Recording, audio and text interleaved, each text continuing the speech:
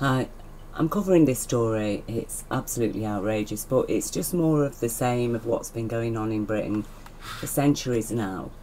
And really, you need to go back over 1,000 years to 665, when there was a synod in Britain at Whitby.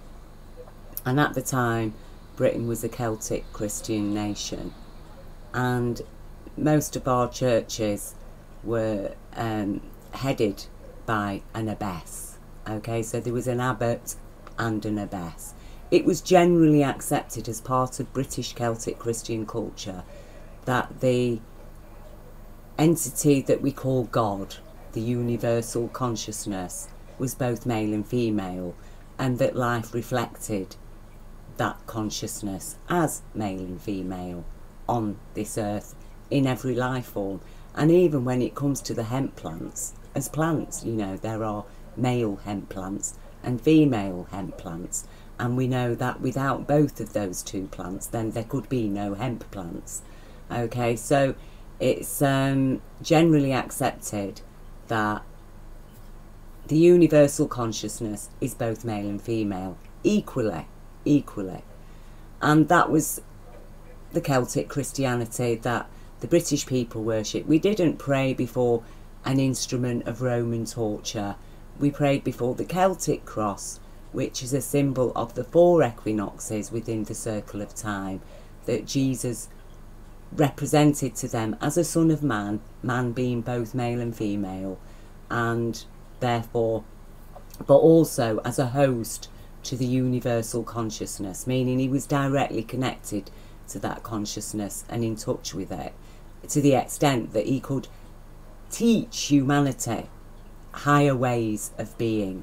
And as a Celtic Christian country, Britain had adopted those higher ways of being, and Britain at that time was not governed by one king. There were separate kingdoms within Britain, so there were a few kings, there were a few various aristocracies of each area, and women played a dominant role as much as men did in those power circles.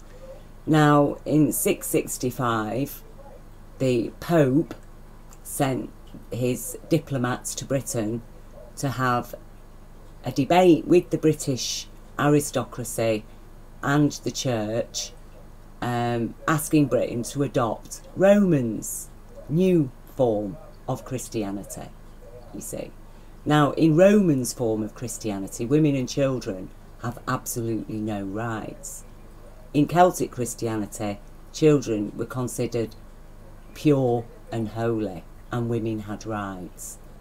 In Celtic Christian Christianity, the abbess's duty was to visit the people of her parish to find out if anybody's sick or people need a little bit of extra help.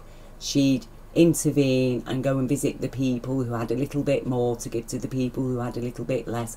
So generally, the church did Jesus's works in feeding the poor, healing the sick, okay, making sure that nobody's left destitute and without assistance, people who need. So the Roman proposal was attractive to the upper class, the aristocracy's British males, okay, because it meant that overnight, if we accepted Roman Christianity, every woman would be instantly dispossessed and all her possessions and wealth would belong to the nearest, or be in the control of the nearest male relative. Okay, and that women were forbidden from preaching in the church, no more abbesses. So obviously the men went for it. They went for it. Now, the general British populace did not follow Roman rule at all. They absolutely refused to start treating their children as born in original sin and as minor human beings, which Rome had decided as part of their package of Christianity that it sold to the British aristocracy, who sold us out. They sold us out. for the sake of their own little bits of power and money that they could stuff in their pockets in those times, not realising that 1,000 years later we were going to be living in this terrible, disgusting, misogynist world controlled by oligarchs calling themselves patriarchs, and everybody generally persuaded to participate in a Luciferian cult that is fed to us as Christianity. And we all pray before an instrument of Roman torture while celebrating human sacrifice and taking part in mock human cannibalism, in a ritual of mock human cannibalism. Jesus did not come to earth, Jesus did not live his life in order to have people bowing before an instrument of Roman torture and participating in mock human sacrifice and cannibalism. That is not why Jesus came. Jesus came for exactly the reasons that the Celtic Christians were performing as Christians in our society, which was to feed the poor, love the children, raise dignified, respectful people. So for 1,000 years, Britain has been denied that because, like I say, you know, once the aristocracy had decided it, but it was very difficult to actually implement because, you know, a lot of these women of the time were very formidable, and it really wasn't until 1066 with the invasion of William the Conqueror, who was funded and acting specifically on the orders of the Vatican to conquer Britain. And it was just that when he got here, he didn't really want to hand full power over to Rome, you see. So there was a bit of a kerfuffle there.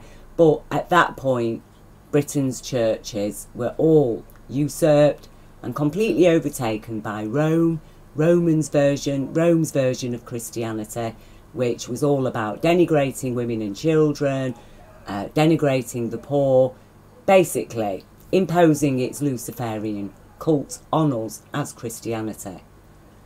Now, since it's been 1,000 years that women have been denigrated, persecuted, crimes against women trivialised, women's problems trivialised, women generally trivialised. It was only in the 1970s, don't forget, 50 years ago, that British women were given the right to earn equal pay to men for doing the same jobs.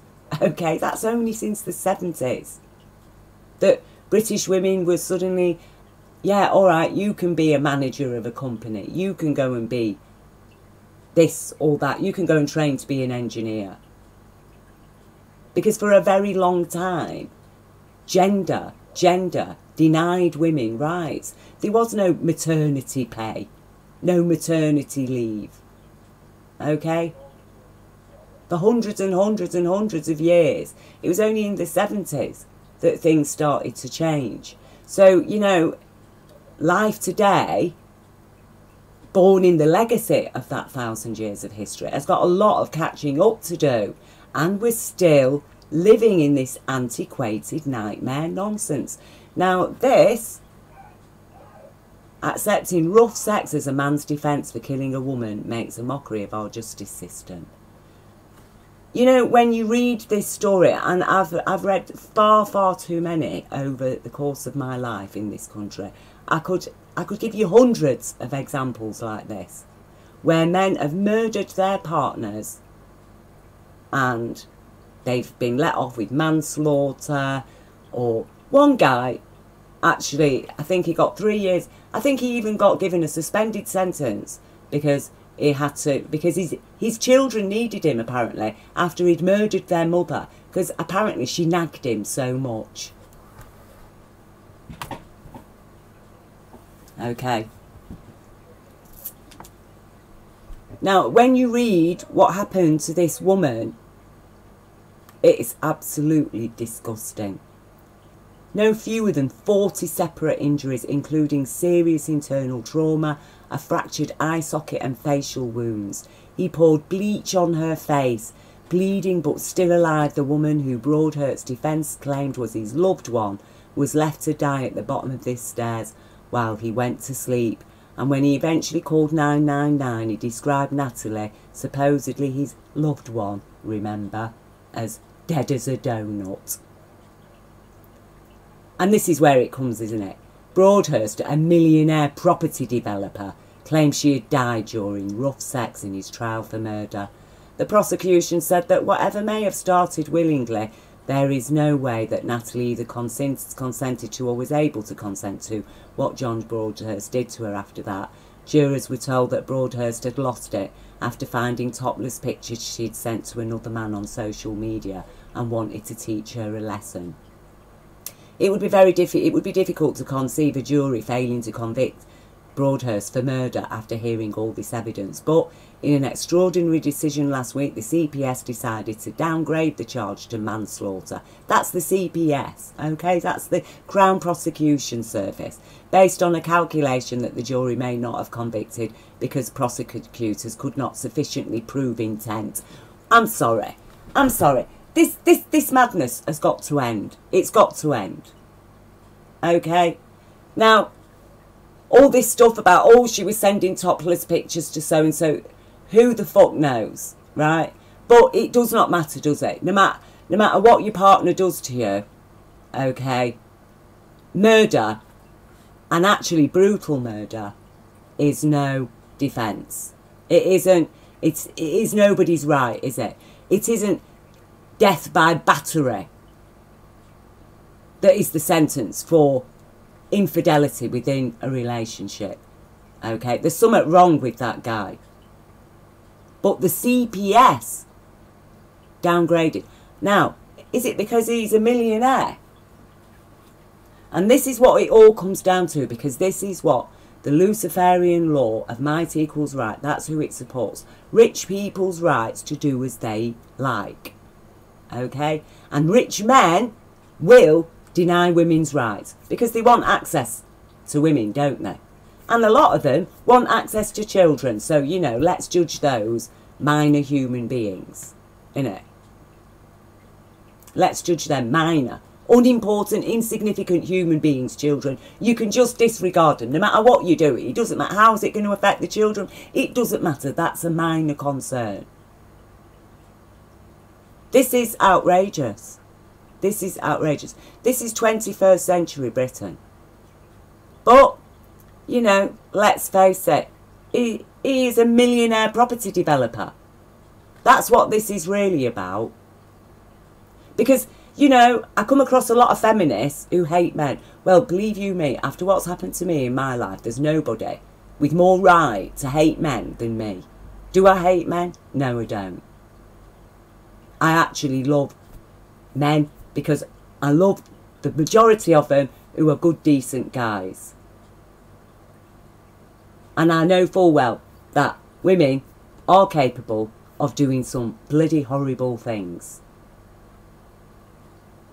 Okay? And men suffer that just as much as women suffer the horrible things that men do. But women are suffering on a much greater level, far more serious horrible things that men do than men are suffering from what women do. That's the fact of it. There's no getting away from it. Women are being raped, battered and murdered on a much bigger scale than what men are.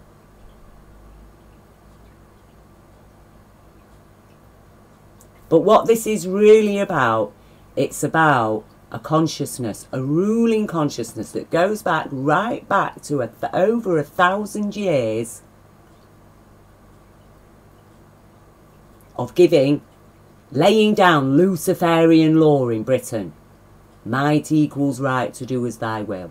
Christian law is right equals might to do as thy will. Are you right?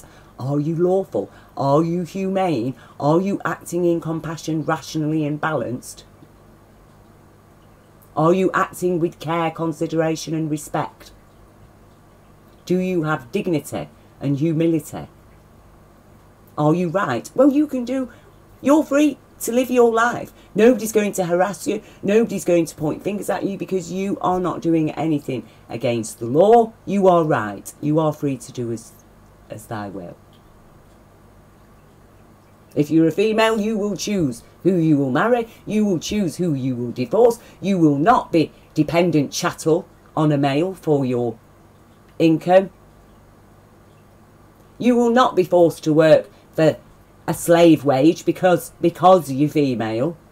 Your children will not be considered minor, unimportant, inferior, insignificant human beings. Your children will be valued and respected as pure and holy, with rights. And it has got so far, you know, and this woman that John Broadhurst killed, okay, they had a daughter. A daughter.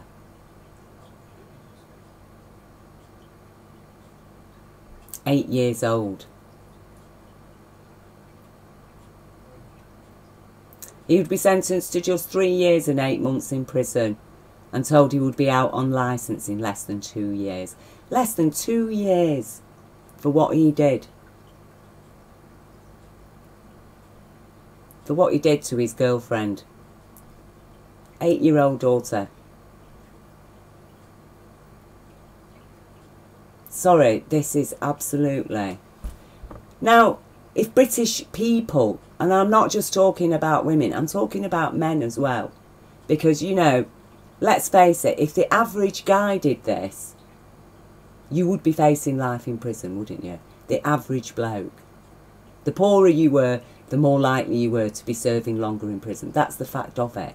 This is what we need to understand. We need to understand that this denigration and violence and misogyny, this undercurrent of misogyny that continues in our society to this day, needs to be absolutely stamped out and eradicated. And that every male of Britain needs to understand that a powerless, weak woman is your downfall. It's the downfall of the male. It weakens the males. That's why they do it. If weak, strong women... Look how much support women already give to the males of our society. Okay? Who is more likely to help? Look how much support women are already giving, even in their downgraded, downtrodden state. Imagine how much more support men would have if women were fully liberated, fully given the respect that they deserve. If our children were considered VIPs, as is their right, as is their true status in life. Very important person is a child. Not a minor human being, a very important person. Now this man has left a child, a very important person, without a mother. That is a crime. But that doesn't matter, because he's a rich man. He's a rich man. Allegedly. Oh, she'd sent topless pictures of herself. Had she really? Had she really? I can't see where that showed. Jurors were told that Broadhurst had lost it after finding topless pictures she sent to another man and wanted to teach her a lesson. Oh, is that how you teach somebody a lesson? A lesson that they're never going to recover from then? Because, you know, as far as I understand, a lesson is about helping somebody to understand that they've done wrong and exactly what they've done, and then they learn from it. That's the whole point of a lesson. Well, you didn't teach her a lesson, did you, John Broadhurst? You actually fucking murdered her in a brutal manner.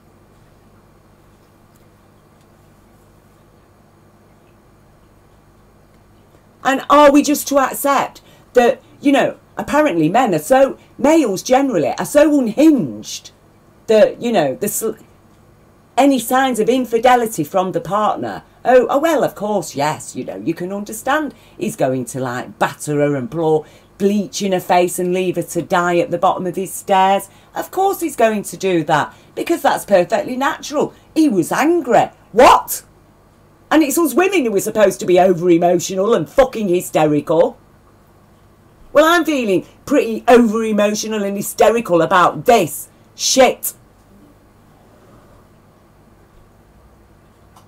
I mean, it isn't long ago, in 2014, a Catholic friar operating in London was in court for possessing thousands of indecent images of children, that some of them he'd made himself, okay, that was so disturbing, members of the jury and the people in court were in tears. And the guy doesn't get a prison sentence, he gets a suspended sentence, and he still is allowed to work with children. The judge said specifically, I'm not going to prohibit you from working with people under the age of 16. I don't see why you still shouldn't be allowed to work with people under the age of 16. That's what the judge said. This is the shit that's going down in our country. But nobody's taking no notice of it, because they're all too busy arguing about fucking Brexit and immigrants and this and that. It's like, for goodness sake, people, why do you think they've got you all arguing about these nonsensical things that are actually just going to harm us even more, instead of focusing on the rot that is at the core of our society, this evil, misogynistic, sadistic rot, and the Luciferian law that is governing our country. Now, my grandparents did not sacrifice their very lives in order to be fucking ruled by Luciferian law.